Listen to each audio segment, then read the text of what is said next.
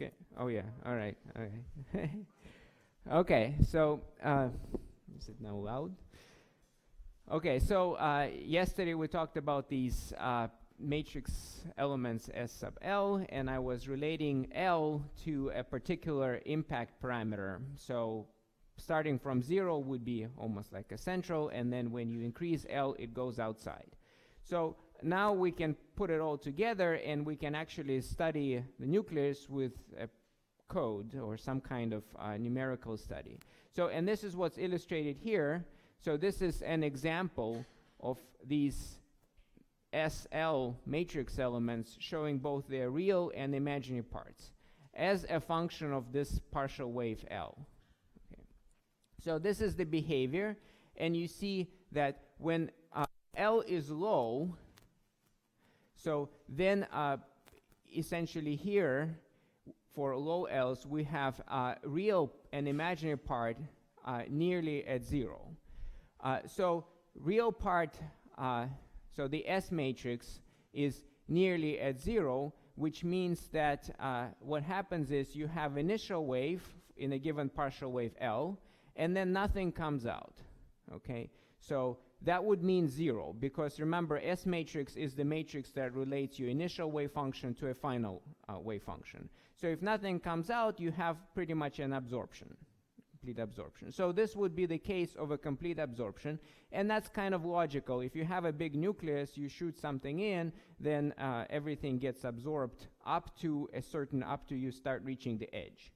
So once you reach the edge, which is here, the real part quickly increases to 1.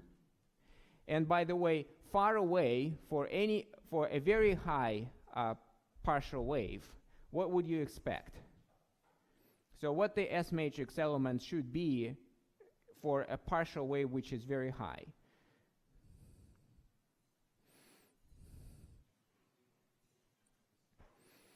So what would you expect if no scattering happens? So your initial wave is the same as the final wave, right? So it means the matrix element relating them to is what? 1. Okay, so it's a real number 1. Nothing happened. All right, so therefore far away, you expect this to be 1 and the imaginary part to be 0. Okay, so, and this is indeed what happens. So far away, you're essentially missing. Your impact parameter is so large that you just miss. You're just going far away. Okay, so, and then here something happens, and of course here is probably the most interesting picture, because this is what happens on the surface here. So you have some absorption, and then the real part increases. So this is an example. Of course, this calculation, since there is an absorption, implies that you have a complex potential. So this looks like a semi-transparent drop, which is completely non-transparent in the middle, and at the edges you see some effect. So you can even consider it from a classical perspective. So therefore, these kind of studies are called optical model studies, because it looks like an optical model. So in this optical model, you have a potential, and the potential is often modeled with so-called the Wood-Saxon potential, and I hope you have heard about it. It looks simply almost similar to an inverted Fermi distribution. So it's a smooth potential. I can give you essentially a drawing of this potential. So this would be like this potential here. Both real and imaginary parts are of this shape, and this can model some reactions. Now, in terms of the codes, by the way, I should mention that there is a very good code in Fresco where you can easily obtain these results, and it has even different kinds of parameterizations for various nuclei where you can just put in and obtain this plot. Okay, so this is what I wanted to say in relation to what I have done yesterday. So now I would like to continue. I didn't want to discuss the astrophysics here. I want to continue the discussion of identical particles. So for identical particles, we talked yesterday about the proton and neutron, and this discussion of scattering at low energy for proton and neutron is extremely important because that lets us learn about nucleon-nucleon forces. And as I was also mentioning yesterday, that once you have nucleon-nucleon forces, you can start building our understanding about heavier nuclei. You can take computers, put in together the nucleon-nucleon forces, and try to understand what happens heavier. And this road is very complicated. In particular, one issue which is complicated, that you are sort of trying to do an inverse scattering problem. So from scattering observables, you are trying to determine what is your potential. So, and this path is not necessarily unique, however, sometimes or often, it actually doesn't matter what is the exact form of your potential. What matters is that all observables are correctly reproduced. So anyway, we talked about proton-neutron yesterday, and of course now I have to mention other possibilities, such as identical particles, which I'll try to do briefly because this is an important component of scattering theory. So what happens if the particles are identical? So if the particles are identical, such as neutron-neutron or proton-proton, then obviously you have an issue that you don't know which one is which. And this figure illustrates you sort of an idea of classical situation, that you can have actually two different scatterings, even classically. You can scatter at angle theta, and you can also scatter at the angle of pi minus theta, which is shown here. And both of these will count by your detector. So, and since particles are identical, you do not know which you have. I mean, you have both. So you cannot distinguish one from another one. So in order to know these, you have to actually call particle A and B, but you are not allowed to do that. So therefore, classically speaking, you're just gonna sum two cross sections. So you're, in the classical terms, for identical particles,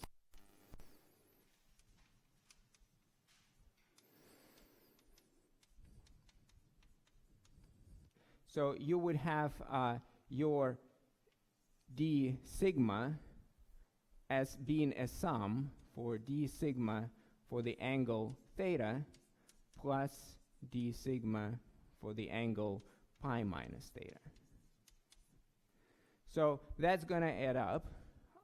And of course, if you divide by d omega, then you have the same thing. What is interesting that for pi over 2, so d sigma over d omega for pi over 2 would be essentially d sigma over d omega for the same independent particles, because you get them twice, right? Yes.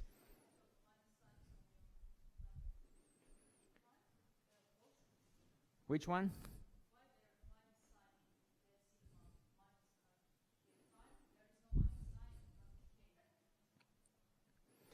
In here or in here? Yeah, there should be minus. Sorry. Yes, yes. Okay. It's typo. Okay, so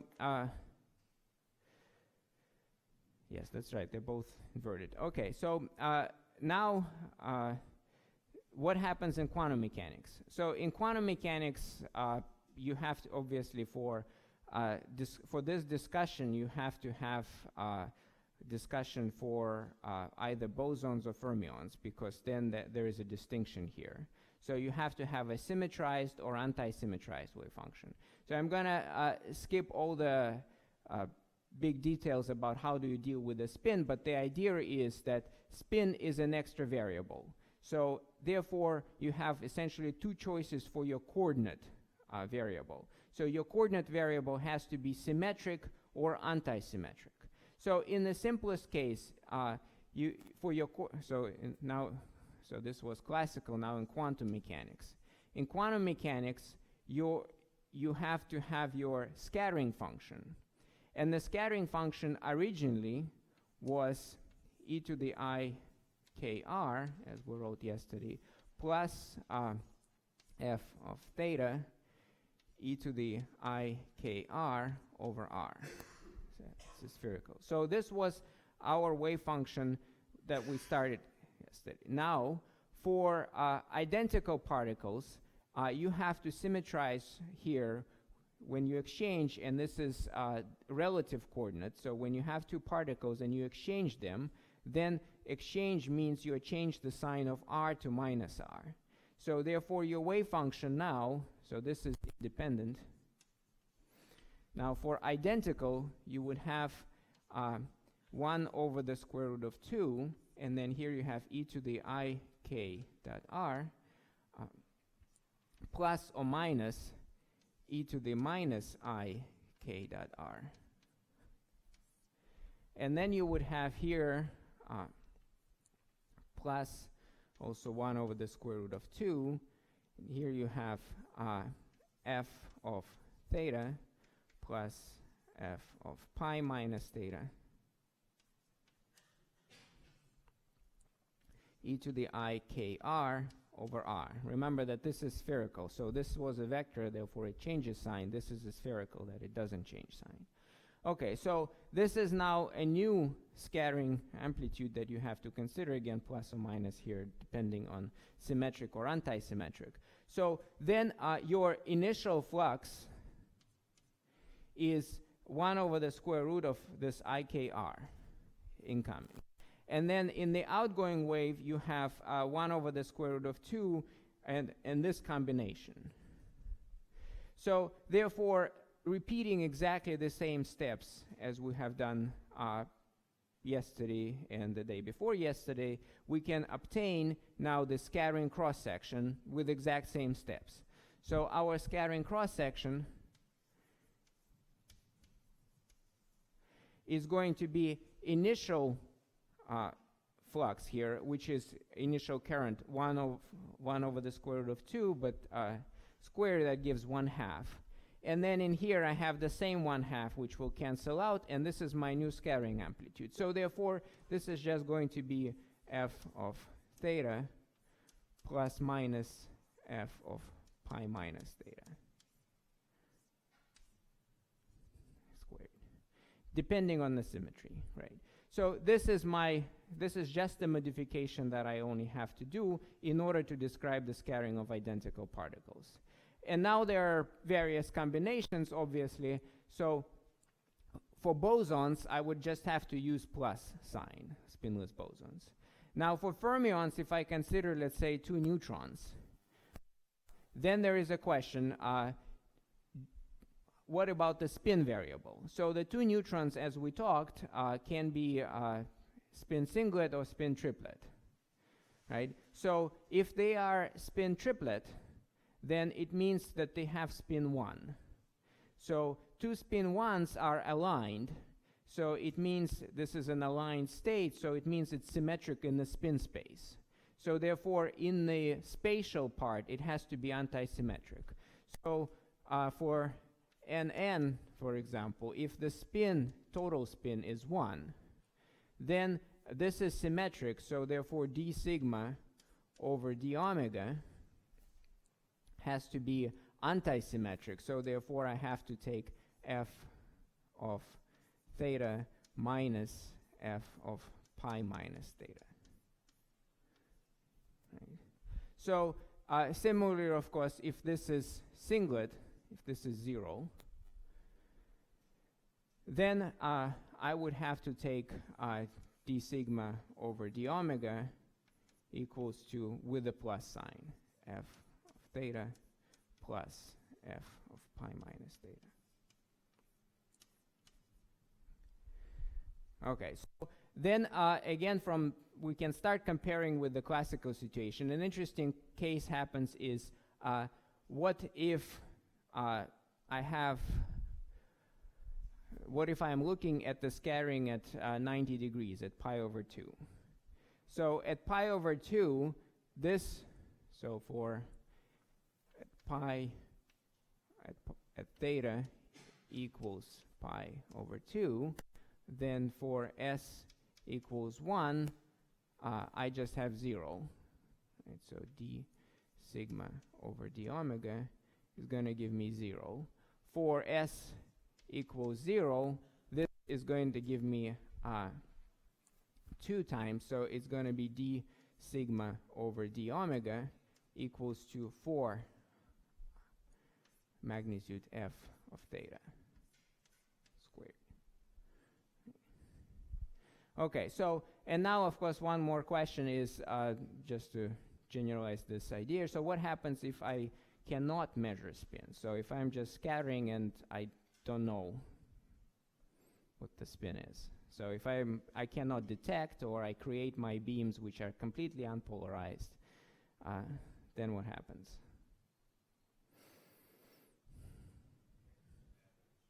Yes, then I have to average. So, and the question is, how do I average? So each spin projection is equally possible. There are 4 different combinations that I can make with spin up and down. So I can have both up, both down, and down, up. So there are 4 total combinations. Now, in terms of coupled, triplet is 3 combinations, and singlet is 1. So therefore, I will get, for unpolarized, d sigma over d omega. So this is unpolarized. I will have 3/4 of d sigma over d omega for s equals 1. So this is s equals 1 case, and this s equals 0 case, plus 1/4 of d sigma over d omega for s equals 0. Right, so, and of course for 90 degrees, I will have, this one is 0, so the 3/4 one is 0, and this 4 cancels out, so I'm actually going to get 1. So for theta equals pi over 2, d sigma over d omega, unpolarized is just a magnitude of f squared. Okay, so this is so this is the general idea about this, and of course once you have this interference, then you have, usually the plots have a symmetric shape once you square it, and then you also have an interference between your scattering amplitude for theta and pi minus theta. Okay, so this is one part that's necessary, and then there is another part which we haven't discussed haven't discussed enough, is the Coulomb. So now if I have 2 protons, then there is another problem, is that I have to add Coulomb interaction. So for Coulomb interaction, let me see if I have my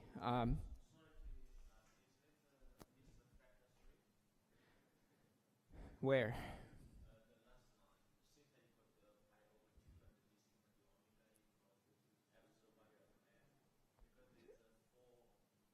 So in here. So in here, 3/4.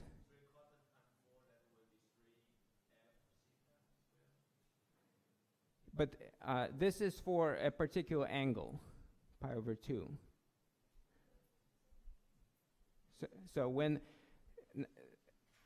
okay, so this is a general answer here, d sigma, and you agree with that one. Okay, so now let's consider a particular case when angle is pi over 2. Then this is 0, so I'm going to put 0 in here. And then this is just 1/4 of that, right? Yeah, it should be theta of pi over 2, obviously. So this is a particular example. All right, so now going to another part which I should mention is a Coulomb component, because if you scatter 2 protons trying to understand nucleon-nucleon forces, then you have to include Coulomb. In fact, in most scatterings, Coulomb is extremely important. So what did we have last time? So last time we discussed how do I derive that Wronskian, and then in order to add Coulomb, I just have to add 1 over r interaction. So let me briefly remind you what we had yesterday. So we had, for radial wave function, du squared over dx squared, and the x was kr minus here I had plus L times L plus 1 over x squared. That's the centrifugal part. And then now I will, times U. Now I will add Coulomb. So now recall, how did we get to this? Well, so let me just leave a space for Coulomb and say that this is equal to 1U, right? So, and again, talking about free space. So this U is right now for free space. So for Coulomb, we have E squared Z1, Z2, and then over R. Then in order to obtain this equation, we had to multiply everything by h bar. So we had to multiply by 2m over h bar, k squared h bar squared, right? That's how we obtained this equation. So then you look at this term, and this term is essentially can be written as 2 some constant eta over x. Okay, so, and this constant eta is what I am after. So this eta is called a Coulomb parameter, a Sommerfeld parameter. From here, you see that this is E squared Z1 Z2 over h bar squared k squared times the mass. Yes, only 1k, because 1k went to this kr to make it x, yes. Okay, so this is my parameter, and if you look at this equation, every term in this equation is unitless. So therefore, of course, this parameter has to be unitless. And why I'm drawing attention to this parameter, because that defines the strength of our Coulomb interaction. So everything in Coulomb interaction would depend on this parameter. Okay, so now how do we evaluate this parameter? In fact, again, yesterday I had some question, how do I know what momentum k is small, or wave vector is small or big? How do we know that? So perhaps because of that question, it's worth addressing how do we deal even with units in nuclear physics and in nuclear reactions. So let's say my k, let's just do units first. So what is k small or big? So my wave vector in scattering that I was discussing, and I'm discussing still right now, I'm talking about a very large wavelength. So my so in a sense, my k is a small number. So how do I know if it's small or big? So suppose I have, I would like to evaluate the energy for a particular k. So what's the steps in evaluation? I have h bar squared k squared over 2m, right? And let's say I have k as 1 inverse femtometer. So it's in the units of femtometers minus 1, right? So how do I evaluate what is the energy that would correspond to this if this is the mass of a nucleon, just approximately. So again, the way in nuclear physics we do these kind of evaluations through this very important constant. So if I take h bar squared multiplied by c squared, then I have here my k squared, and then I would have 2mc squared. So this h bar c is a very important quantity because it is 197 MeV femtometers. And that lets you evaluate everything because this becomes then, your energy is 197 squared times the k that I want, which is 1, and let me write it, times 1 divided by twice the mass of the nucleon, which I'm just going to put 1000 MeV. So the units here are 197, this is MeV squared, femtometers squared, times 1 squared, so this is 1 over femtometers squared. And then this is going to be 1000 MeV, so I'm having MeV. So you see femtometers cancel, and I have MeV correctly. right? Numerically, this is about 20, so this is about 40 over 2, so this is about 20 MeV.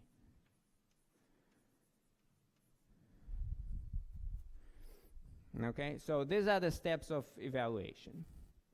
Okay, so when I'm dealing with Coulomb, I have to have the same ideas, and the same ideas are as follows. There is a fine structure constant, so I will separate E squared over H bar C. So I had used one H bar. I will need C here times M over H bar K left, right?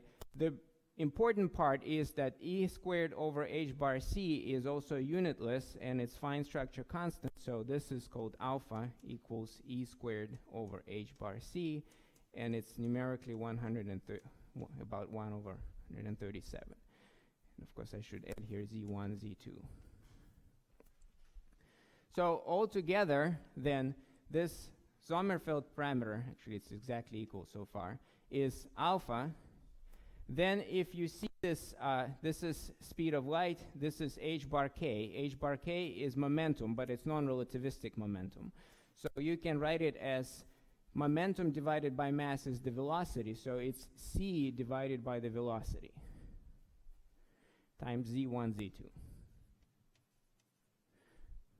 Okay, so, and you happily find out that this is, of course, has no units, as it's supposed to. Now, I don't like writing here, you can say V over C is beta, but it's non-relativistic expression because I used non-relativistic, so writing beta would be completely misleading in this particular case. Okay, so this is how you would evaluate this quantity. And now you see another important part is that for Coulomb interaction, your strength is 1 over V. So the slower your speed, scattering, the more important Coulomb is.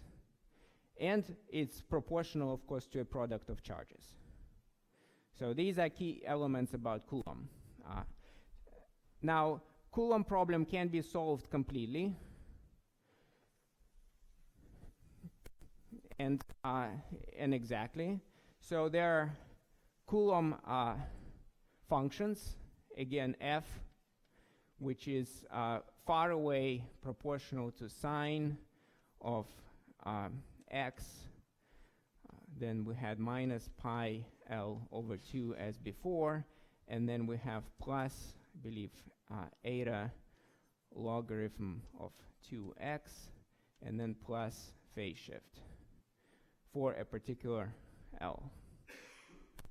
Let me just verify that this is, actually it's minus here. Okay, so this is minus. Okay, so this is f function, and then the similar function is g function, which is just a cosine of the same thing.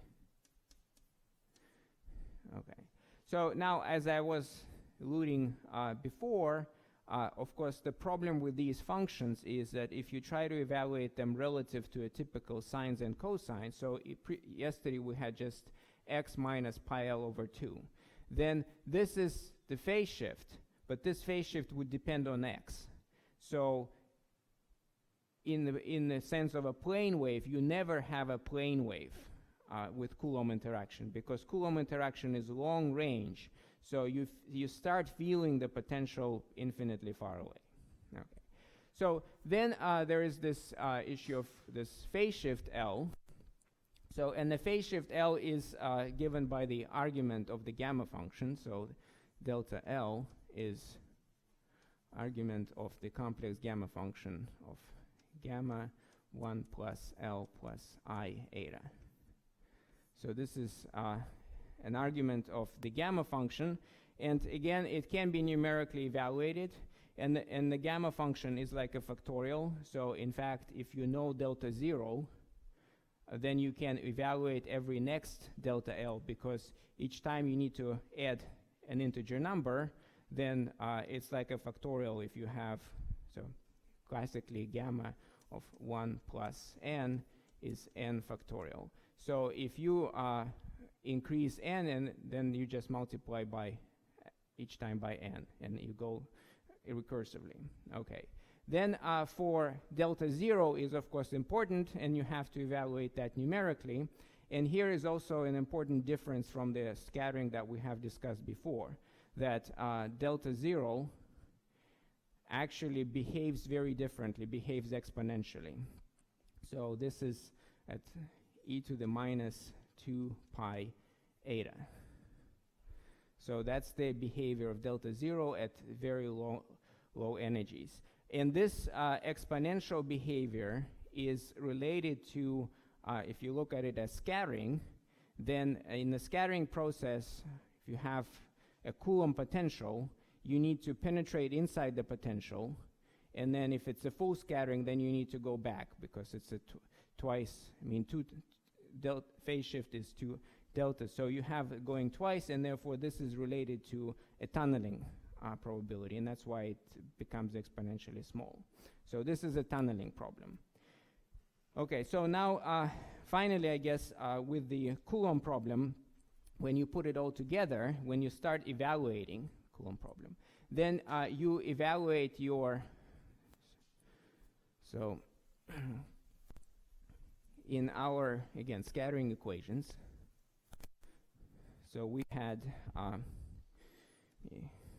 so we had our scattering was, scattering amplitude f of theta was 1 over 2ik sum over L, 2L plus 1, PL, and here we had S minus 1.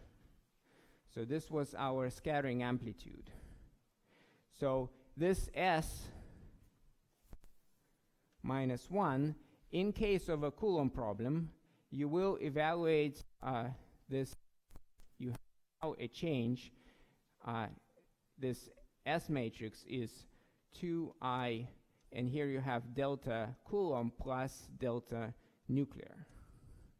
So if you have an addition interaction, so in this case I didn't write any additional interaction, but if you have an additional potential, then this potential will lead to an extra phase shift, which you will evaluate, because you will evaluate U in the form of F cosine delta nuclear plus G sine delta nuclear, right? So you will have this term, and you will have an additional nuclear term. Okay, so this is now your scattering. If you don't have any nuclear interaction, then you will have a Coulomb scattering, which will just be defined by these phase shifts for Coulomb only. Okay, so, and this is of course minus 1 then. So then once you evaluate this total phase shift, then the trick that everybody does is that you can write it as, let's see if there's a better chalk.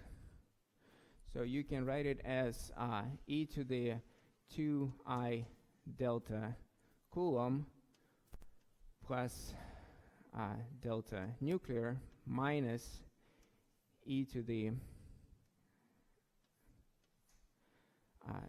2I delta Coulomb, and then plus again e to the 2I delta Coulomb minus 1.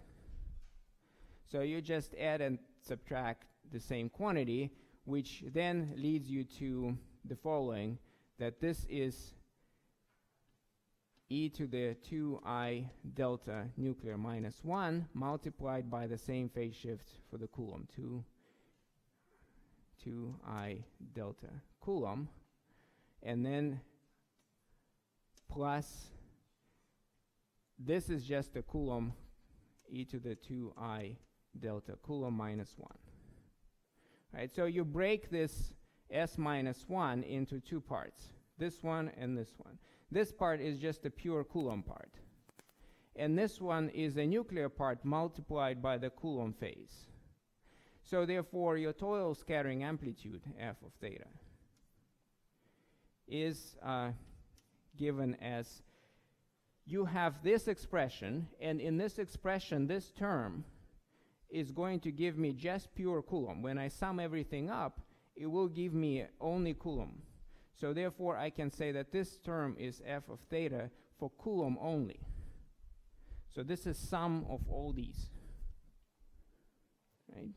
And then I have to add to that sum of all these, which is plus 1 over 2i k sum over L, 2L plus 1, PL, and then I can write it as e to the 2i delta nuclear minus 1 multiplied by e to the 2i delta Coulomb.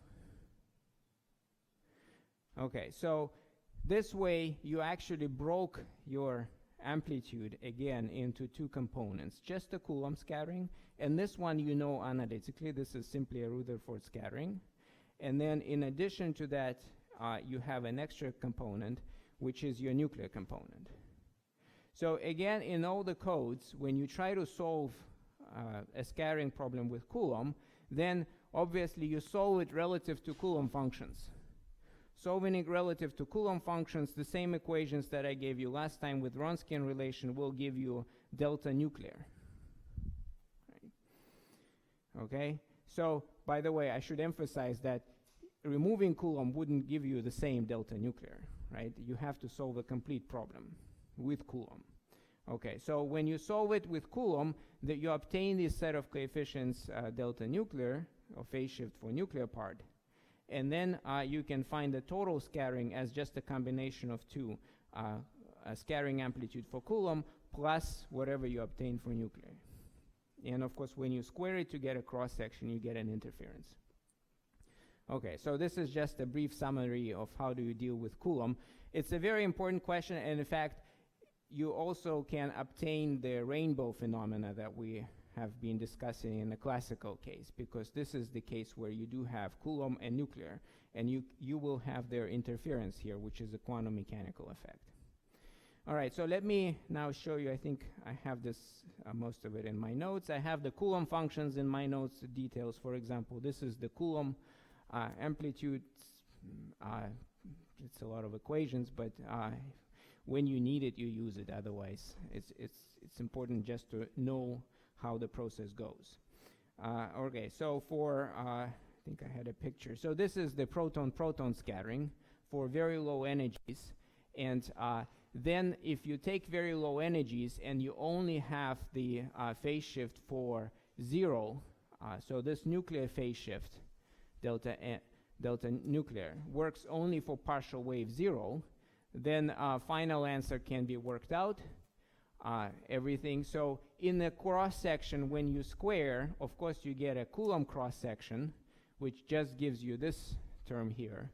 And then everything extra is this is your mainly interference term, and this is your term that gives you the sine square of delta 0 of the nuclear part. So, and this is the proton-proton scattering cross-section. So if you look at it, this scattering cross-section, it's compared here with the dashed line, which is just a Coulomb cross-section. So at low angle, and by the way, this cross-section is symmetric. Why is it symmetric? With respect to 180 degrees. Identical particles again. So in addition to that, of course, this involves a statement about identity of particles. So this is a cross-section for identical particles plus nuclear and Coulomb. So everything put in together in one. And if you look here, at low angles, pretty much Coulomb dominates. Right? So, and then same happens at the high angle at about 180. In the middle, that's where you can learn about the nuclear-nucleon interaction from just this part. Again, if you do a full generalized analysis, which is also possible, then you can also generalize and obtain the scattering length and effective radius for this kind of scattering. Okay, so I think that's all I wanted to say about nucleon interaction, and what do we learn from reaction theory about nucleon interaction, and also this concludes all the general ideas that one has to do in reaction physics to obtain cross sections.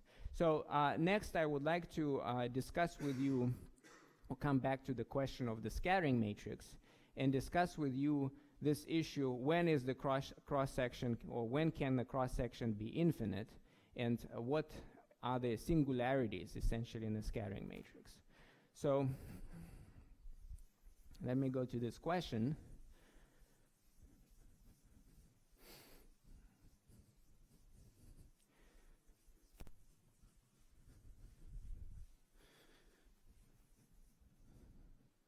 So if I have an S matrix, and as we talked, I have a solution which is U, and this solution U is essentially e to the minus ikr minus my S matrix, which depends on k, e to the ikr. So this is your incoming wave, is your outgoing wave. Okay, now if you would like to be more precise, I wrote it thinking of S wave pretty much here, but usually people would write this as a more general H, which is incoming function of X, and this, or R, or X if it's KR, and this is more generally some outgoing plus of X, right? So that would be a more general view. If you would like to keep, let's say, non-zero angular momentum, then these functions, or can be a lot of Hankel functions, or if you have exponents, then of course you know that H would be, in this case, let's say H minus is G, or H minus plus would be G minus plus IF, right? That's, and of course it's the same as e to the ikr equals to cosine kr plus minus I sine kr, and here is plus minus. All right, so that is sort of a generalized picture. And also there is minus 1 to the power of L, which I'm going to ignore here because it's not real. It's not going to change any picture. I just have to drag the extra minus sign. Okay, so this is my function u.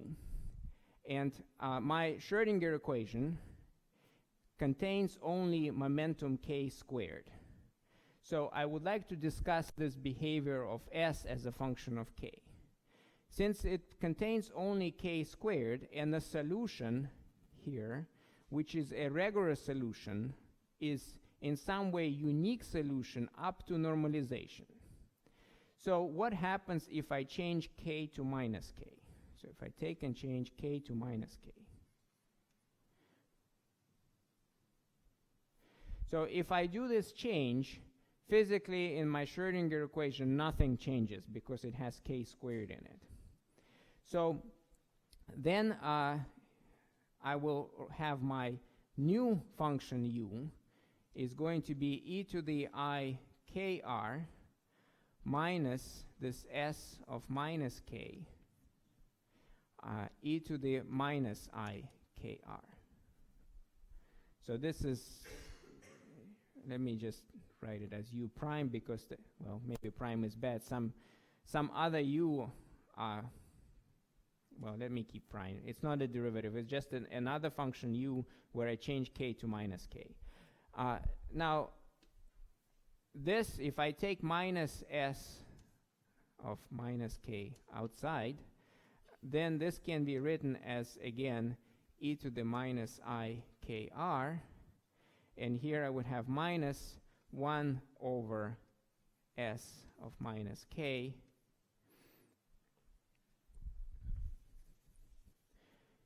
e to the ikr. Right? So just took this outside with a minus sign. Okay, but why did I take it outside? Because I know my u prime is, the solution is unique up to normalization. So this u prime is the same as u up to normalization, because Schrödinger equation doesn't depend on the sign of k. It's the same regular solution. So therefore, the only way I can make this happen is if this is u.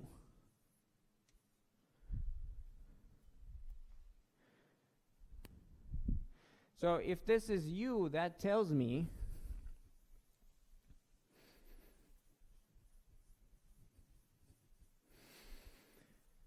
that actually I have a property, and the property is that s of minus k, actually s of k, if I compare them, this one and that one, then s of k equals to 1 over s of minus k.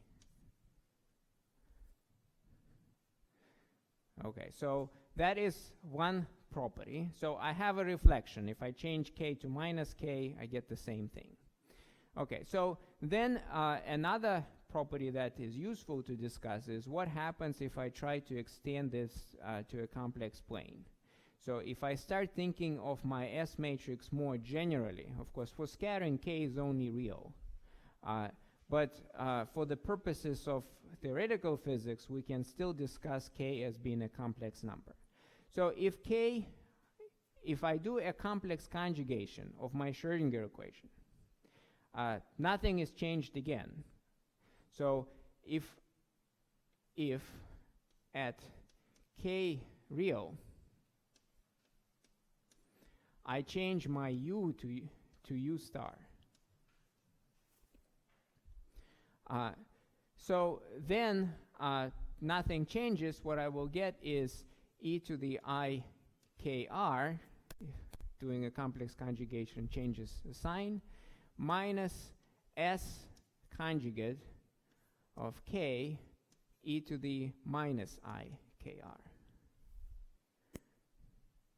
Okay, but again, from the same logic, it's a differential equation with the regular boundary condition at origin. I have to have exact same solution as before.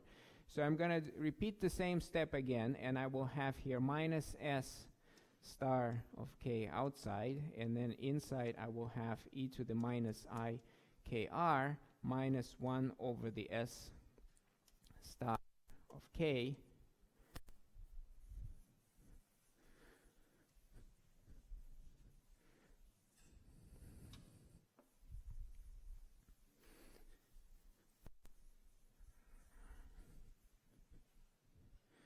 Okay, so 1 minus s star of k e to the I kr.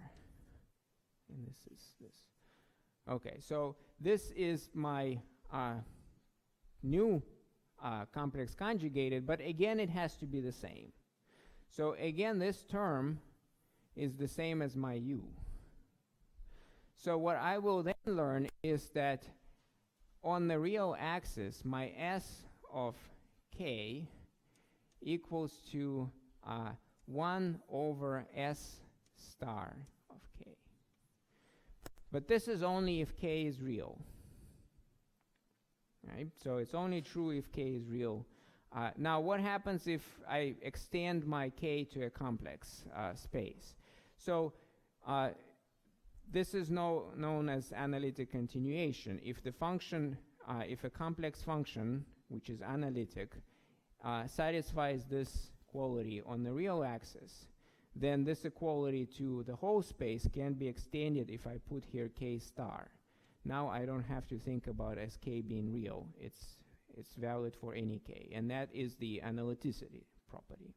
Okay, so this tells me an additional fact now that I have another of reflection. If I change k star and as conjugate, then it's again inverse. Okay, so let's keep these properties in mind and consider first question. So what happens if I have s of minus I kappa? So now I'm taking k to be equal minus I kappa. Is 0. Well, I like 0 because then I go back to my wave function, and in my wave function u, I will have e to the minus I kappa r minus s of minus I kappa, which is of course 0, e to the I minus I kappa r. But this term is 0. So I only have this term. this term have minus I times minus I. It's the same as I times I, which is minus 1. So I will get e to the minus kappa r. Okay, so what kind, and now kappa is a real positive number that I'm thinking of. Okay, so this, what is this wave function? So what kind of wave function has an exponential decay? Far away. It's the wave function of the bound state. So therefore, what I learned from here is that if I think more generally about the S matrix, if I can just put any complex number for k inside my Schrodinger equation, then for a particular choice here, when I have a 0 here, then it's an exponentially decaying function. So if I were to draw this in the complex plane, then my picture would be as follows. So I will have my k space. So this point of 0 is somewhere here. So this is 0. Right?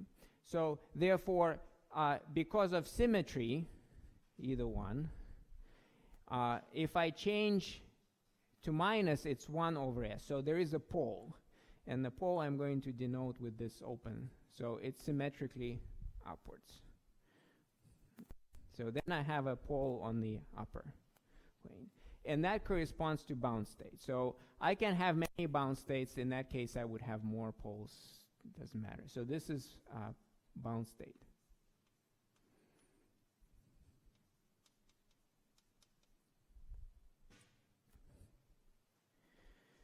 Okay, so furthermore, then of course in this case, through the residue theorem, my S at this point, at this complex point,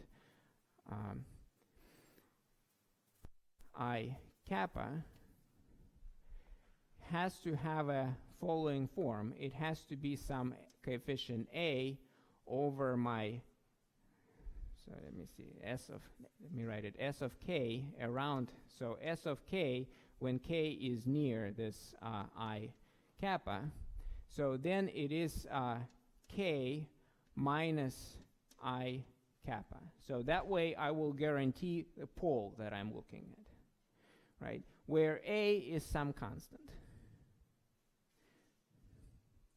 So now I will leave it for you as an exercise, but you can show that if this wave function has here coefficient c, which is called an asymptotic normalization coefficient, then there is a relation between this a and the coefficient c, so which is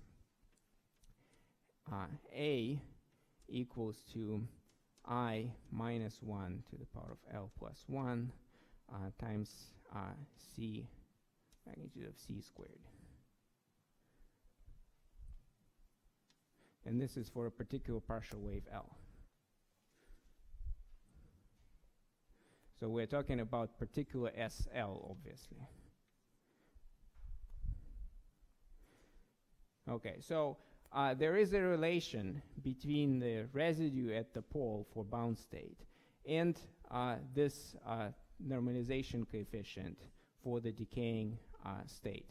We're talking about bound state, therefore the whole wave function u has to be normalized to 1 if we're dealing with the bound state.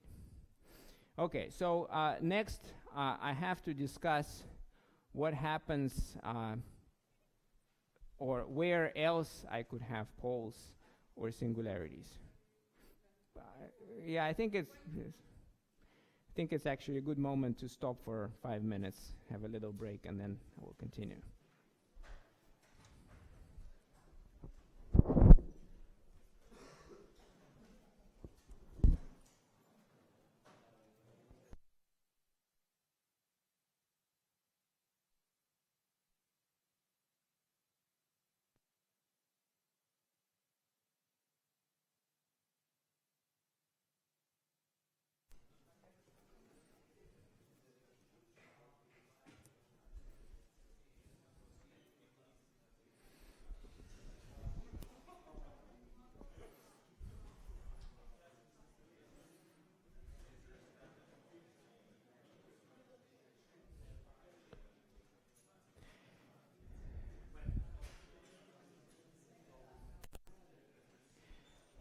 All right, so we're all back. Let us continue. So as I was saying, as a next step, I would like to discuss where else we could have singularities on this plane of the S matrix.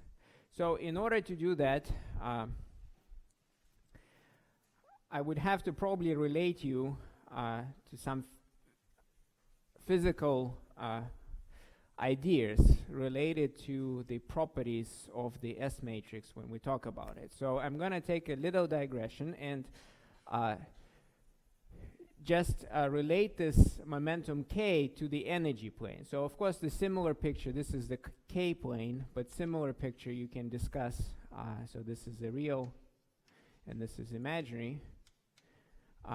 But of course the same picture you can discuss in the complex plane. So suppose just for a moment that for some k which equals to k naught minus I kappa, where these are real and imaginary parts, we have a singularity. So then in the energy case, so the energy, which is a complex energy, which is h bar squared k squared over 2m, we are going to have h bar squared over 2m, and then here I will have k squared, and then which is k naught squared, so minus kappa squared, and we'll have minus 2 k naught kappa I multiplied by, again, this h squared over 2m. Okay, so this is the real number and this is the real number. So therefore, if I do this and I will write that my energy is some real energy minus I over 2 gamma, so which are real and imaginary parts. Okay, so that is the relation, and of course the relation here, if this is positive, then this is positive. And also the same here, there is a pretty much direct relation. Now, for discussing what happens with S of E, or complex E, just let me make it general. Let us try to go back again and to address the physics of the wave functions. And here an important statement is that the quantum mechanics is linear. So there is a linear relation between something that happens now to what was in the past. So the general theory that describes this is called the linear response theory.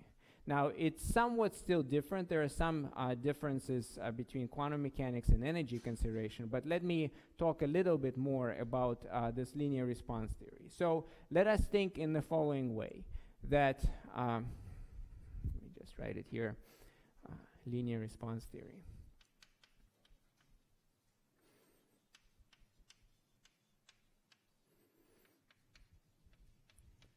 So let us think in the following way, that if I have my psi final at a certain time t,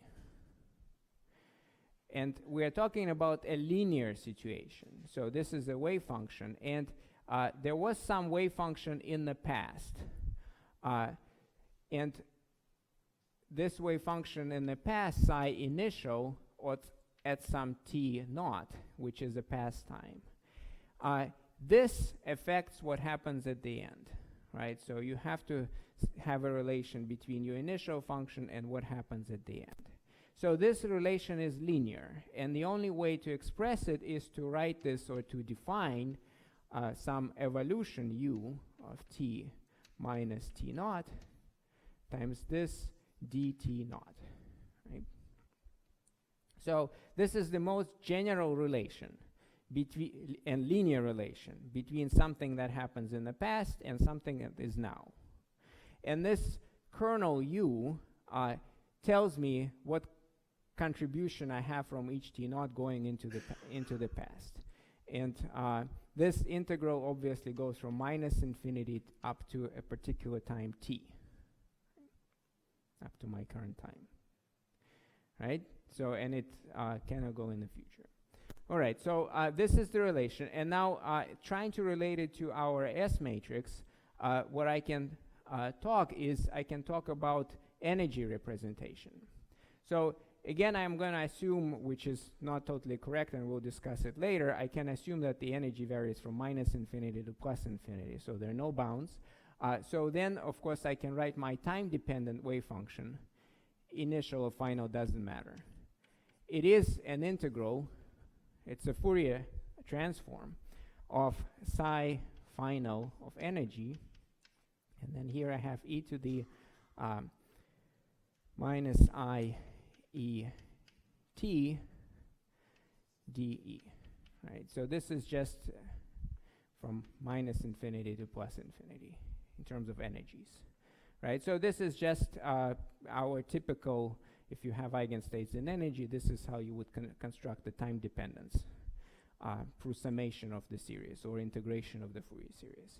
So then, of course, I have an inverse psi of final of E, which is 1 over 2 pi. If I define without anything here, then inverse has 2 pi. Then I have psi final of t, and then I will have here e to the plus I e t dt. Right? And I'm using units where h bar is 1 in this particular case, just to not write too many things.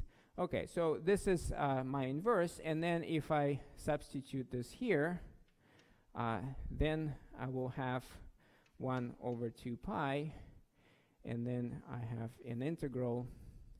So this is also, every integral is from minus infinity to plus infinity here, unless marked independently. So it's e to the I e t dt, and then I have this psi of t, which is this one.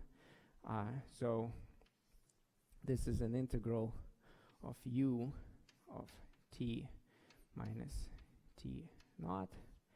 And then I have here psi initial of t naught dt naught. Okay, so then one more thing I can note is that this u of t minus t naught, I can also write in the following form. I can say u of, actually what I can do is I can change variables and do this integration. Maybe that's easier. So I'm going to call this variable t minus t naught a variable tau. So I have to do an integration over t first, and then I will do an integration over t naught later. So dt is just d tau. Let me write it. I think I have very little space here. So psi f of t of e is going to be 1 over 2 pi, and then I have an integral here. First we'll do dt naught psi I of t naught, and then I have an integral over dt. So this is going to be an integral of d tau u of tau, and this one, so t obviously is tau plus t naught. So this one is just e to the I e tau times e to the I e t naught d tau. Okay, so now what you observe, of course, this e to the I t naught can be moved outside here.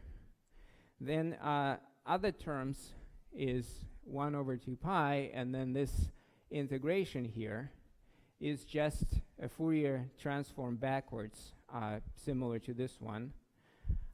So I will get my psi f of e equals to my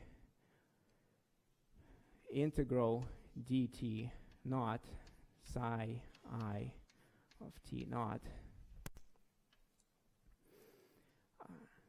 e to the I e t naught multiplied by u of e. So, and this is also a Fourier integral. So therefore, I get a standard convolution relation that, ignoring the factor of 2 pi, psi of e is actually this u of e multiplied by psi initial of e.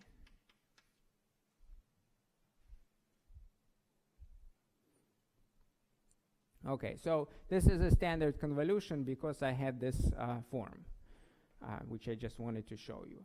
So, and you can think of this u of e as just being our S matrix, which relates our final and initial. Okay. Now, why I am talking about this is because there are particular properties of this u. Let me try to, I guess, erase some things. So, this u here is a special function that relates t to a previous time t naught. So this t naught must be in the past, therefore. So what we can say thus for u of tau is that if tau is negative, then it must be identically 0. So, and that is called the causality principle.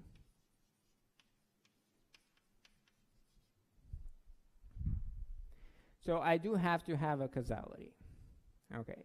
So now how do we obtain this in the complex plane if I try to regain that? So my u of tau is an integral. Now I can extend from minus infinity to plus infinity. This u of e to the minus I e tau d e.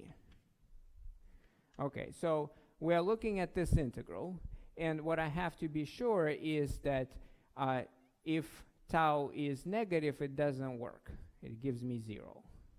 So now if I have this integral in the complex plane, again,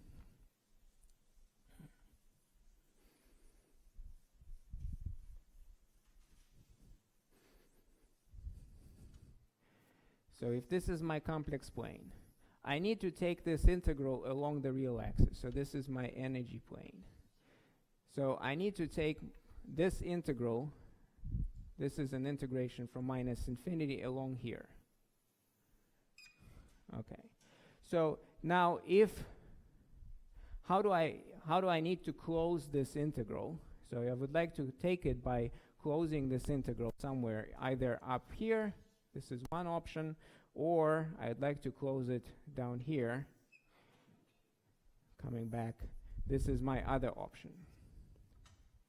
Okay, so then it's a question, how is it going to behave? So let's say in this case, so here, if I have a pole, which is e minus I over 2 gamma, where gamma is positive, then I would plug it here, and I will obtain minus I, and then here I have e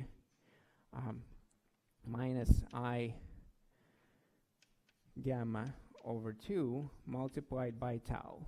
So this will lead me to, the real part gives me minus I e tau, which is not a problem, and the imaginary part is minus I times minus I, as we did before, gives me, so minus I times minus I is minus 1, so it gives me minus gamma over 2 tau.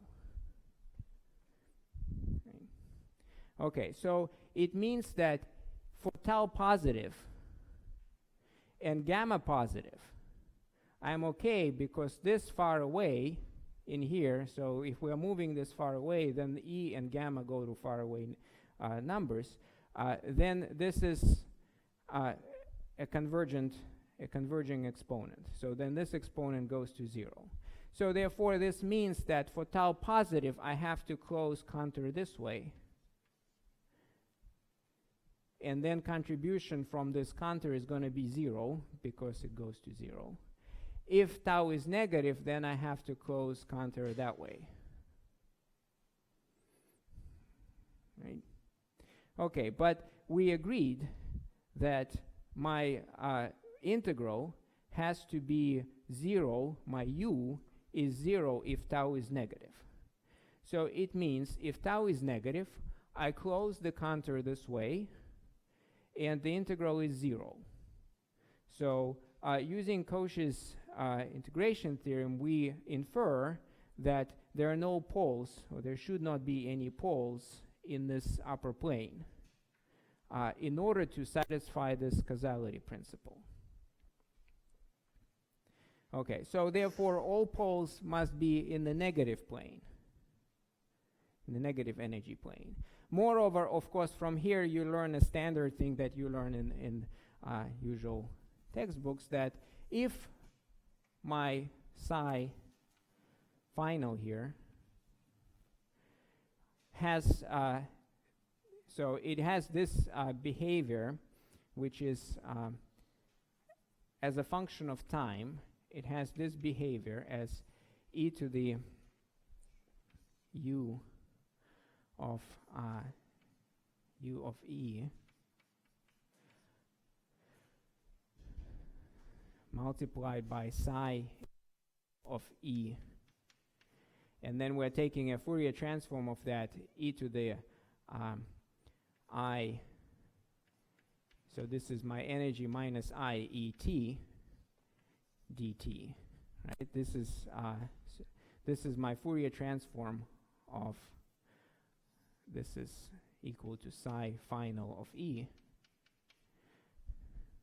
Then when I'm taking this integration, in this integration of energy, I have poles. And these poles coincide with the poles of u of e. And these poles are in the lower plane. So therefore, this integral just gives me sum over all of these poles. Then, of course, there is 1 over 2 pi I, which I will just write as a coefficient r, multiplied by this exponent at the poles. So there is r for each pole. So suppose there are many poles, here, here, whatever. Then there are many poles, and for each pole I will have e to the minus I e pole t. So this is an oscillatory behavior multiplied by e to the minus gamma t over 2.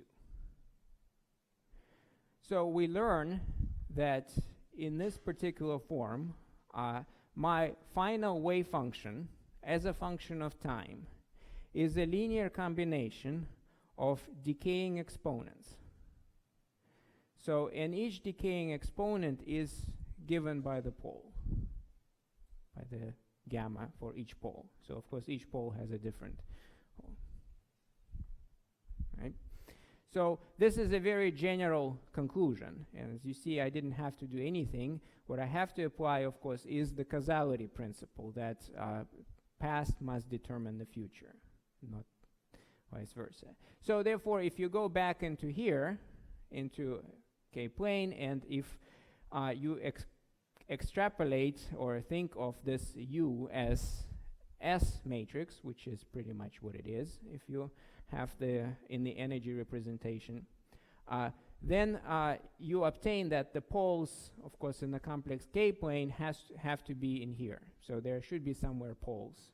I'm drawing poles as open circles here. So there should be somewhere poles in this quadrant to assure that you have corresponding resonances in energy. Okay, so sorry?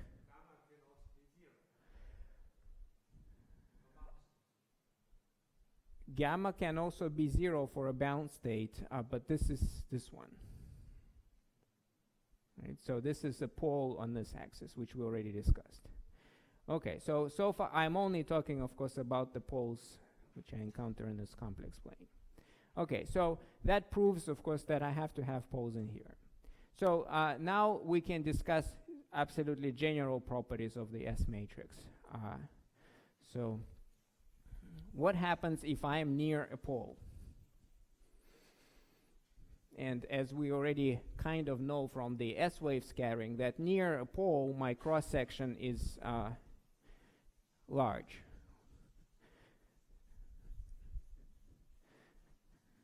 Okay, so what if I'm near the pole? So suppose I have S matrix of K near the pole.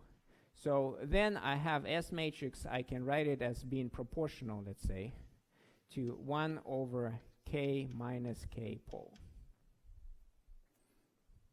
Okay, but we know that, of course, I have S of minus K equals 1 over S of K. So therefore, I actually have to say that because of that condition, a more general form would be K plus K pole over K minus K pole, to be correct. Okay, so then there is another condition, is that S of K equals to 1 over S star of K star. So therefore, of course, I have to do even more. I have to say that this is K actually is proportional to K plus K pole. Then I have to take star of that, K minus K pole star divided by K minus K pole multiplied by K plus K pole star.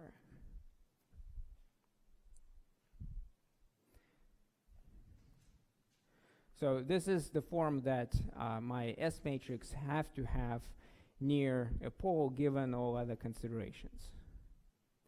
Okay, so and you can actually notice here an interesting thing, that if I complex conjugate the numerator, I get the denominator. Okay, so therefore, in fact, this is a unitary number, actually. So the magnitude of it squared is 1, because complex conjugating numerator gives me a denominator, right? So the numerator is a complex conjugate of denominator, so the magnitudes are the same. So therefore, I already learned that even in this form, the magnitude of this is 1. So therefore, in general, which I'm not going to discuss, people usually write this way, that they say, in addition to that, this is 1, but most general form has an extra phase shift, some kind of 2I psi. So where psi is just some other constant, which we call often a potential phase shift. Okay, so and in this, as I was saying, this modulus of S of K squared is 1. Okay, I'm not going to deal with this phase because it's not really important. It just gives an extra interference, but I will discuss what happens here. So as I said, K pole must be some K naught minus I kappa. So therefore, if I write the numerator, then in the numerator I have K plus K naught minus I kappa multiplied by K minus K naught, and then I have minus I kappa again, right? So this is just the numerator of this. Okay, so if I square it, what I have here for the real part is I have K, so this is plus and minus, so I have K squared minus K naught squared minus kappa squared. And then for imaginary part, I will have minus I kappa multiplied by k plus k naught plus k minus k naught. So this is just the numerator.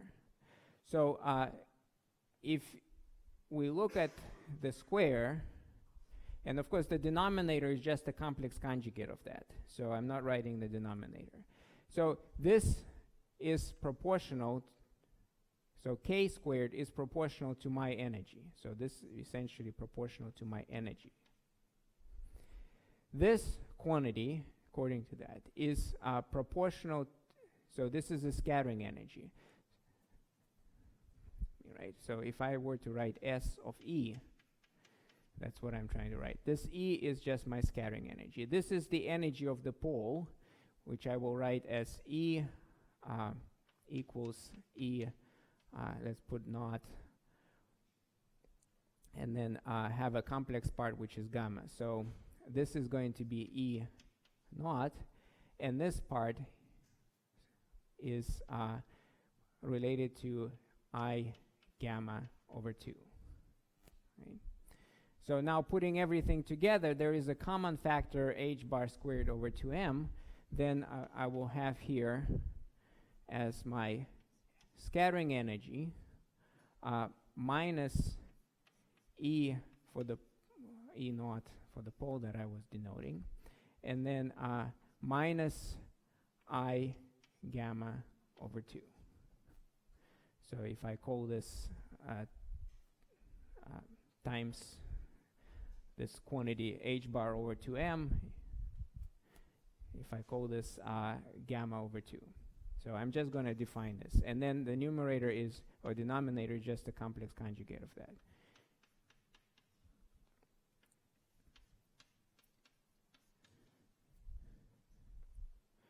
Okay, so of course in this discussion there is one more consideration, that we always talk about kappa being rather small. So kappa is much smaller than k naught in this particular form.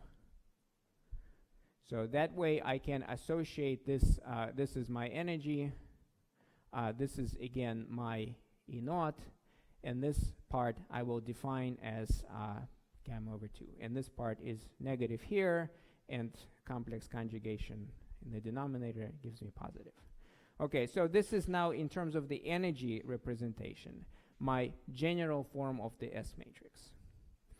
Okay, so then having this form of the S matrix, we can go back and compute what is the scattering amplitude, or scattering cross-section. So for the scattering cross-section, actually maybe since I'm showing this, before I talk about scattering cross-section, I have to show you this picture. So this is the picture of the poles in the complex plane, and you can see, as I was showing, these are bound states, then these are resonances. And of course, if states are very close to real axis, that's the most interesting case. If gamma is small, then the states are close to real axis, and they would be narrow resonances because they're decaying their, which I raised, the exponential decay of the wave function would be very slow. Now you can have very big gammas, so, and then these are broad resonances. So these states decay so fast that you don't see anything. Okay. All right, so this is a general picture. Maybe I should also mention there is a lot of work in theory trying to study the structure and reactions using wave functions in the complex plane. So, for example, you know that there is a set of wave functions on the real axis. So if you take all your all kinds of values of k in the real axis, then these wave functions will form you a complete set. So it means that any wave function can be described in those basis states. So these would be a complete set of bases for real energy. Now, it may be convenient to consider a complete set of states where you have complex energies. So this complete set of states can be formed by looking individually at resonances plus all states along a certain arbitrary contour line. Right? So let's say you take this contour line, you take all possible values of k, so you make all possible u of k for this contour, and in addition to that you take these two, and that will provide you also with a complete set of states. So this complete set of states allows you to build what's called a gamma approach, and if we will discuss maybe a little bit later about the many-body formalism, where using a nuclear shell model is a very common approach where you construct from Slater determinants many-body configurations. So these Slater determinants are some basis states, and they can be arbitrary basis states. Usually these states are picked as harmonic oscillator states.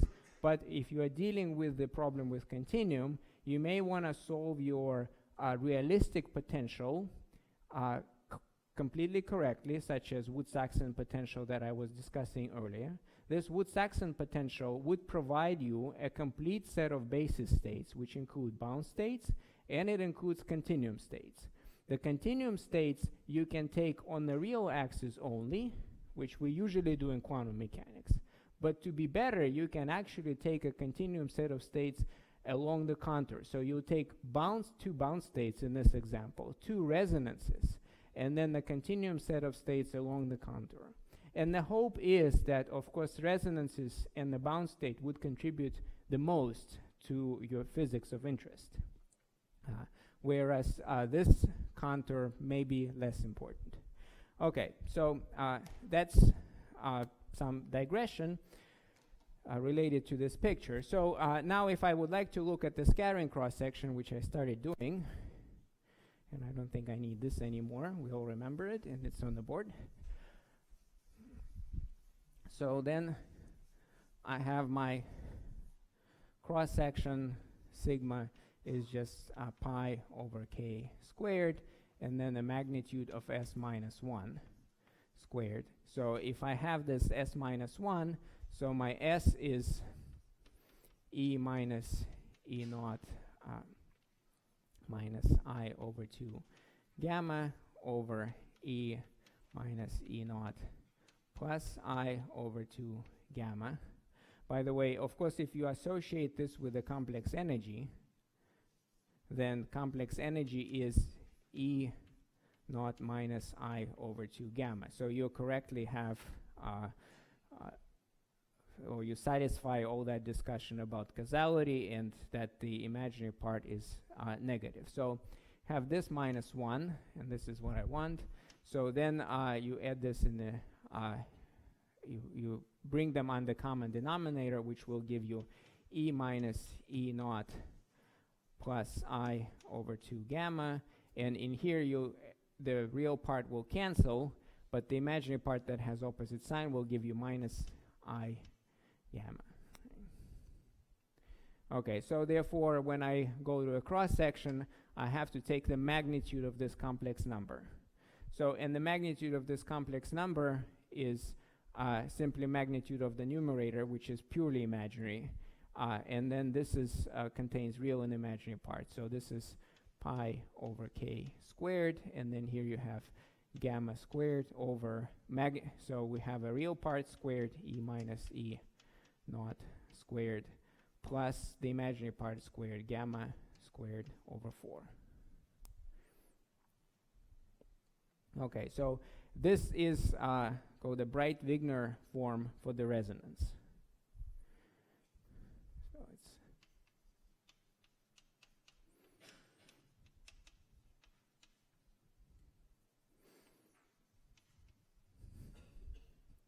So it shows you the cross-section that has a peak so the pictorially, if I were to show it, then pictorially you have a cross-section, and this cross-section will have a sharp peak. Okay, so this Breit-Wigner form, assuming gamma is constant, is actually a symmetric peak, right? So which I'll try to draw here, I guess my symmetry. Okay, so this is a typical resonance. Now, if you would like to compute the width of the resonance, then there are many options. So one option is, of course, then if you're looking at the phase shift, so if you know how to do the phase shifts and you'd like to analyze the lifetime, then you can relate this to your phase shift. So if this is your S matrix, then this S matrix equals to e to the 2I delta, right? So this is a complex number in the numerator, and the denominator is a complex number. So, and they're complex conjugate of each other. So the numerator has some magnitude and the phase, and the denominator has some magnitude and the opposite phase, and the minus phase. So therefore, if you think of a numerator, the numerator has to have some magnitude m multiplied by the phase, and the phase actually has to be I delta, because then the denominator has a magnitude m, and the magnitude, of course, doesn't change in the complex conjugations, times the phase minus I delta, right? So that way m cancels out and you get what you want. Okay, so therefore it's straightforward to get the delta. So delta is just the argument of this complex number. So, and the argument of this complex number is, we can use the tangent, for example. So it's a minus arctangent of gamma over 2 over the real part, which is the energy, E minus E naught. Okay, so that's the phase shift that you get. Then if you would like to actually measure, then clearly what kind of options do you have for deducing the resonance width? So if you are doing practical calculations, and in your calculations, in one of your homework assignments, you have an example where you can try all the methods. So which is a delta function confining barrier. So you have a delta function in the radial direction, and you can solve it. You have many options. So that problem you can solve almost analytically. So, and in that case, you can obtain S matrix in the explicit form, and looking at the poles of the S matrix, you can find their real and imaginary parts, and that way you'll obtain the width. Now, sometimes if you are doing actual scattering, let's say in experiment, you don't have access to imaginary axis. So in experiment, you can only manipulate with your energy of the beam. So it's only real part. So therefore, you're looking at the phase shift on the real part, where k is real. So this phase shift, let's say if you take this phase shift has this behavior, which I think I had a, so if, yeah, okay, well this phase shift, so this is the Breit-Wigner shape, and this is how the phase shift is going to look like. It's a sharply increasing function near the resonance. So this phase shift, if you take the derivative of the phase shift versus the energy, so let's write it as a function of energy here, d over dE. So actually phase shift is d over dE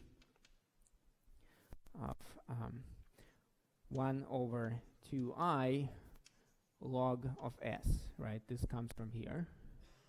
So, and then this is 1 over 2I derivative 1 over S d over dE of S. Okay, so, and then I can substitute 1 over 2I. So 1 over S comes from there, so it's E minus E naught plus I over 2 gamma, right, by E minus E naught minus I over 2 gamma. And then the derivative of course, from here you see that I obtained s minus 1 is this term. So if the derivative of 1 is 0, so I can just take the derivative of that expression. So, and the derivative of that expression is, so let me make sure that, so this is s minus 1, so the derivative of that expression is minus I gamma, and then there is an extra minus sign because this is 1 over x derivative, and then the denominator squared. So this is e minus e naught plus I over 2 gamma squared. Right, so this is the full derivative, then this square cancels out, and minus minus disappear, I cancel out, so what I will get is that this is just gamma divided by 2, and this is a product of two conjugate numbers, so this is just e minus e naught squared plus gamma squared over 4. So if you look at the phase shift exactly at the resonance, so d over dE of delta of E exactly at E resonance, or E naught, at E equals to E naught, then what I will have, this term disappears, I have gamma squared, one gamma cancels out, and then there is one factor of 2 left. So this is just 2 over gamma.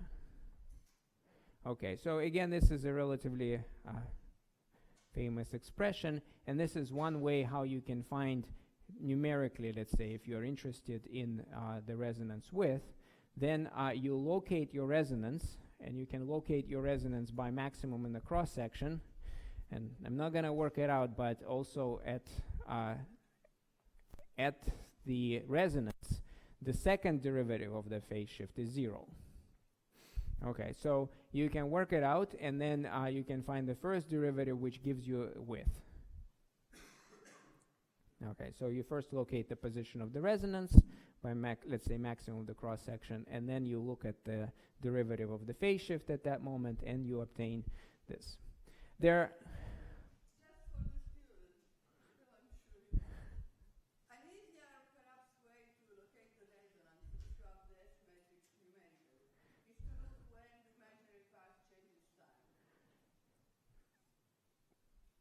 That's, yes. In fact, in your original plot, you had two resonances, I think, in that test matrix you showed. The first thing you showed today, in which you had the real and the imaginary part of the test matrix. Which one? The first picture you showed today. Oh, okay. Yeah, it's far back, but anyway, I can show it again. This one.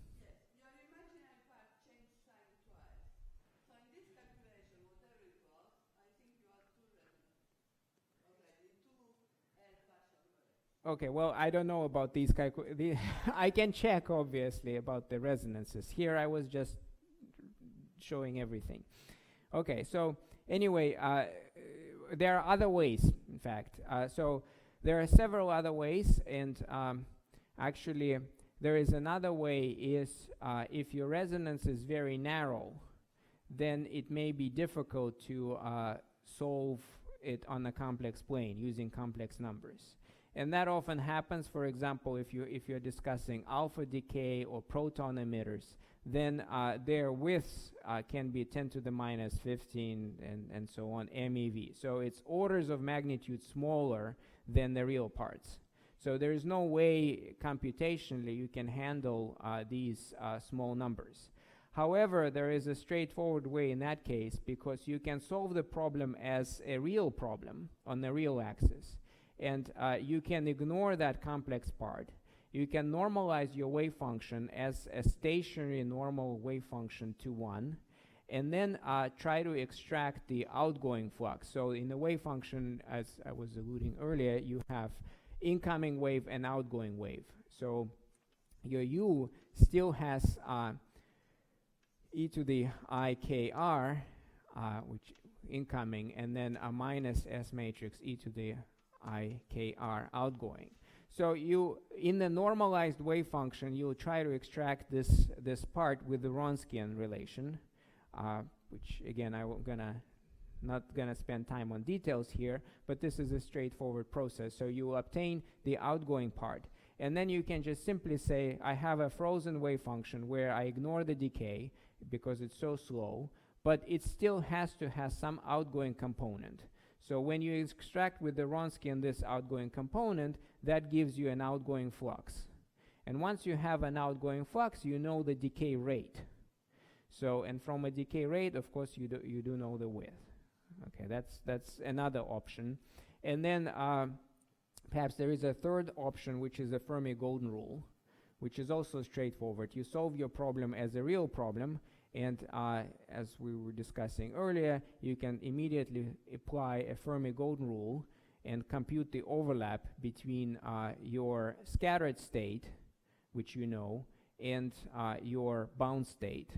And in the middle, you have your potential. So once you take this overlap, it also gives you another way of computing the width. So there are many ways of doing these kind of problems, but of course all of them assume that the width is relatively small. So you do, I mean, it's a kind of assumption that it makes physical sense to look at the width if it's relatively small. Okay, so let me see. I guess I discussed this. What I also wanted to discuss with you, let me see, which is mainly, well, I have some pictures, of course, showing the poles and showing the resonances. If you'd like to see, maybe we'll post them later, some of my slides. This is the picture of poles in the square well, and this is also a picture how the poles evolve if you change the size of the well. So it's just basically real and imaginary parts, and you change the depth of the well, and each time you change it, you put a point. So this is like an evolution of poles, and they come from here, and then they drop, become bound states. Of course, here I reflect them. Actually, the bound states go up, but I reflect them down. So they say this one goes here and then drops down. So this is an evolution of poles as you change the depth of your potential. So in the remaining time, I wanted to discuss this interesting problem with you, physics of decay and instability. So now I'd like to address the physics of decay from a time-dependent perspective. And this is a very old problem. So in fact, it dates back to Zeno paradox of arrow, that if you look at your time evolution of an arrow, then there's no evolution, assuming you say, well, each moment of time is instantaneous picture. So the way, of course, this is resolved is if you have calculus, right? Calculus allows you. Now, the question of time evolution, whether it's exponential or not, which I was just proving, is more closely related to a Zeno paradox, right? So I showed you in my simplified picture that the evolution of a state in this S-matrix picture is exponential, right? But it cannot really be exponential. And this is another point. If you have a quantum mechanics and you let your state be, and then you like open pot all the time, so you have to reset your state. So each time you reset your state, you do something to your decay. So it is a question of your measurement. How does it affect your actual decay? And there's been a lot of discussion about it in the literature. Okay, so then finally, there is another important component that I have to mention, is that even classically, it was noted that the decay at remote times definitely cannot be exponential. So you can, I think I had some examples. Well, let me mention another quantum mechanical example, is that, of course, in quantum world, the decay definitely cannot be exponential. And there are various arguments for that, which I'll give later. Okay, so also related to recent literature, there's been interesting discussion about this GSI mystery, where you have a exponential decay law would be this red line, but what is observed or believed to be observed is this dashed line. So there is a oscillation in the decay curve as opposed to exponent. And then another interesting story is related to this problem with beta decay, because it's related to carbon dating that everybody uses, or many people use. And if it is not exponential, then maybe there is some kind of issue. So now let me try to explain to you why do we believe it is exponential and why it cannot be exponential. So from classical perspective, the exponentiality comes trivially, because from classical perspective, we just say, well, we have some number of samples, and the rate with which these samples disappear is proportional to the number of samples. The only solution, therefore, is exponential. Now, in quantum mechanics, we have an evolution, which we were just discussing. So where h is your Hamiltonian operator, and this is your wave function of time. So you can discuss the decay amplitude with this. And there's also an exercise in your homework. You can almost immediately show that this cannot be exponential. Now, if you do a time transformation, which we were discussing, energy time transformation, which is a Fourier transformation, so this is a, then in the energy spectrum, you get this Lorentzian, which I was just deriving you. Okay. So, but this Lorentzian, what we were discussing, implies that this Lorentzian is completely symmetric, right? But there is some energy cutoff. So the Lorentzian cannot be symmetric. So it has to have some kind of cutoff here. So therefore, it cannot be exponential, at least in that relation to cutoff. Okay. Okay, so this is the discussion. At early times, we can expand it. And this has to be a power law if we expand this evolution operator. Then at the middle times, we have a cutoff, so we have a problem here. So if the particle decays, you don't have a Lorentzian, you have to cut it. So therefore, you don't have exactly this shape, but you have a modified shape. And then at remote times, you have a power law, as I was saying. And now I can give you this classical argument, which is not really correct, but it's still a good argument. So suppose you have a box, and suppose you put in a particle in there. So this particle has extremely low energy. It's almost not moving. So if this particle has an extremely low energy, then the number of particles in the box as a function of time, you can estimate as the size of the box divided by the velocity of the particle divided by the time, right? So this is how many of escape. Then you can do an uncertainty principle and change this delta x to h bar over mv squared. And then mv squared relates to your energy, so this is just 2h bar over energy time. So, and of course, number of particles proportional to your wave function squared. So for these slow particles, therefore, you learn that classically you would expect the long times that the decay or the number of particles goes as 1 over t. Right? So it's not exponential. Now, you can do these estimates, how bad are these problems for, let's say, carbon dating, and you learn that they're not really bad. So the initial time, or the slow time, you can estimate the first time or the second time where you cut off your exponent, so you can estimate from how far your Lorentzian has to end. So this is from the excitation energy, of your state, ratio to the decay width. And you find that the problem only occurs at the level of, at the timing 10 to the minus 21 seconds, right? So for carbon dating, that's really completely useless or unimportant, because it's such a short time that you don't really worry about it. So at this short time, the decay is not exponential. Now at the long time, the last time, which is related to this one, you can estimate it according to this equation. You can estimate this E naught over gamma, and you find that this is essentially 73 lifetimes. So if you go more than 73 half-lives or lifetimes, then again, decay can become non-exponential. But if you take 2 to the power of minus 73, you find a ridiculously small number.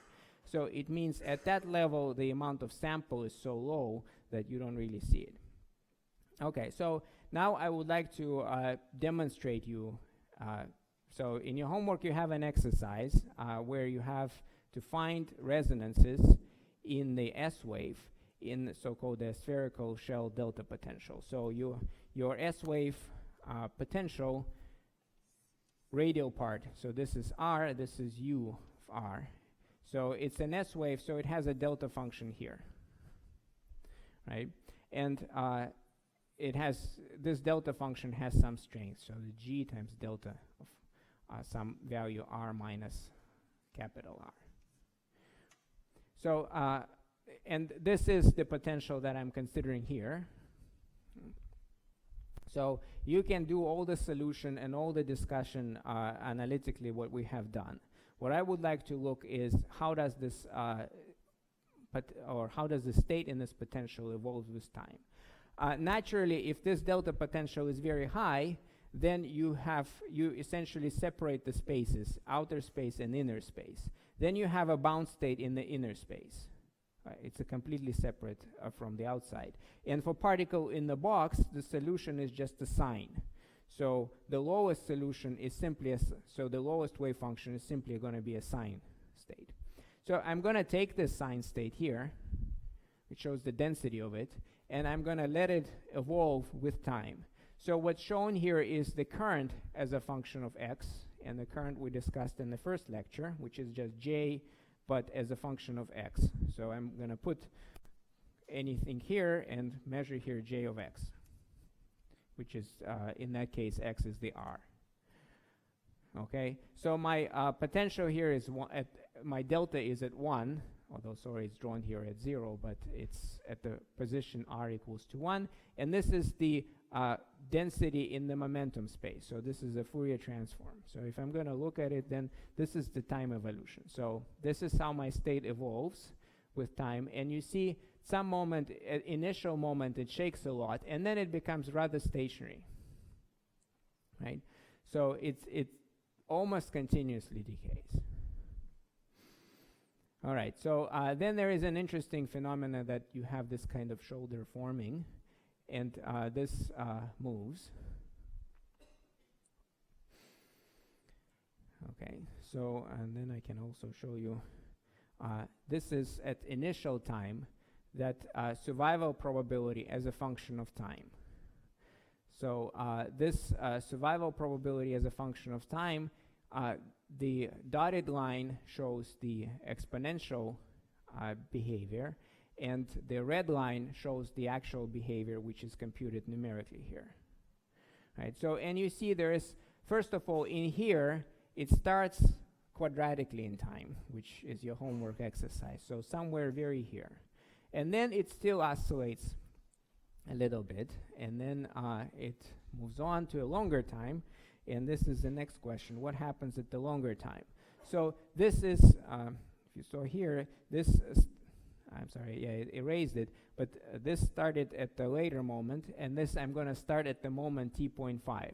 So I magnify this picture, the top one especially. So this is a formation of that shoulder that I was mentioning. So if I take this shoulder and continue it, then you see that this is my resonance which stays, and then there is what we call a background, that kind of a flush that moves away. So schematically you can see this picture here. So this is my resonance that leaves, and then there are background particles that move away. Okay, so and then I can show you what happens with the survival probability far in time. So, and this is my survival probability. At first I was showing you earlier times, very short times here. There were some small deviations that we saw. And now this is on the longer time scale. So what I have now is I have a combination of two components. One is my resonance state, and the other one is my what I call background. These are very, very slow particles that I was discussing with you earlier in the classical example. So then in quantum mechanics, of course, this decays exponentially, but this decays as power law. So it goes as 1 over time to some power. So it decays much slower. And because this decays much slower, at some moment, this background wins. And this is your survival probability. And this shows you exponential decay. But at this moment, these two amplitudes start to interfere. And then it transitions to this power law, which is 1 over time cubed behavior. Okay, so this is the result. Then I think I have some other. We can start from the second excited state. So here I started from the first just a sign, but you can start with one node wave function. So there's a one node wave function. That would be a second excited state. So if I start here, then I have several transitions. I have a fast decay, which corresponds to one pole. Then I have a slower decay. So one pole is completely exhausted. Then I transition to a second pole. And then I have a power law. Okay, so now if you work this example, I don't have enough time to discuss it completely.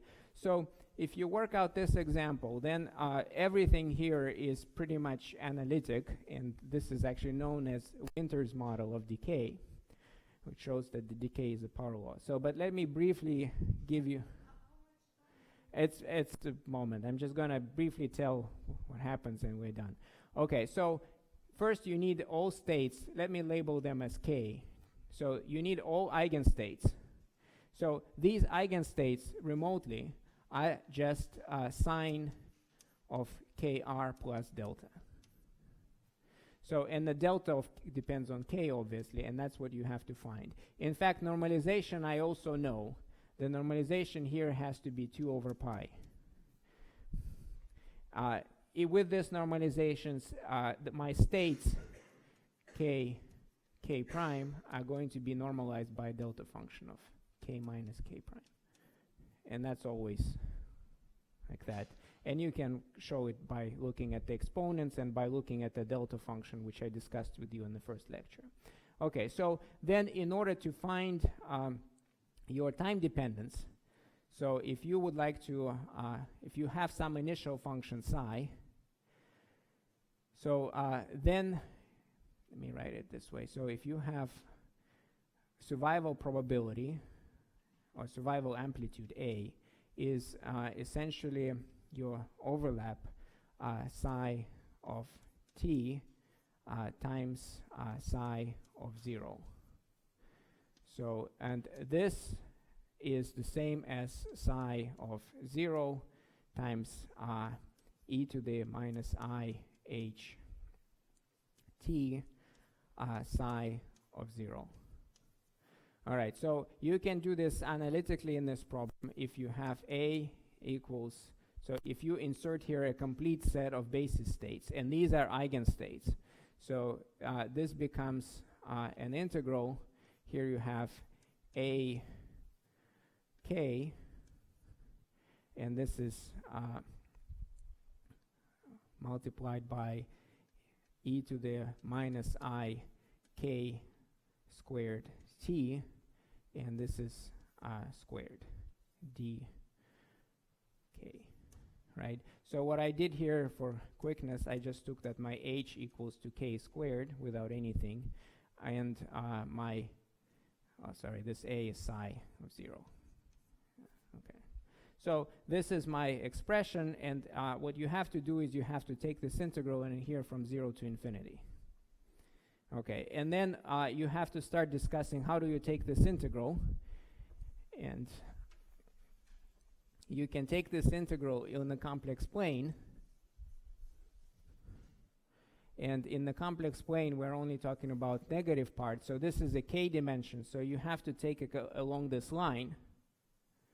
And unlike the unitarity problem that I was discussing, here you only have half the plane because your energy is half, and your energy is cut off, and that's always the problem. So all this power law comes from the energy cutoff. So there is a lowest energy that you can have in the problem. So I was taking previously energy from minus infinity to plus infinity, which is not physical. So here there is the lowest energy. Assuming there are no bound states, you would have to, you take this integral, but you can complete the circle. And in order to make this Gaussian integral, you actually can complete it up to here. Then this component gives you 0. This component along this line is an integration which contains a real Gaussian. So k squared along this, ik squared along this line is a real number, a negative number. So this gives you some Gaussian integral, and then there are poles inside, which you can find. So at the end, your answer for this A is going to be this part of the Gaussian integral, which is proportional to, in fact, 1 over t power of 3/2 plus pole components. So pole components, as before, give you decaying exponents. This one gives you an exponential background, or the power law background, which is that outgoing background. All right, so I think maybe next time I'll mention a few words about this problem, because it turns out that this background is related to our S-wave low energy scattering, because we're talking about very slow particles, and we discussed our scattering length for very slow particles and the behavior at very low energies. So in fact, this power law is directly related to that behavior. All right, so I'm going to finish now.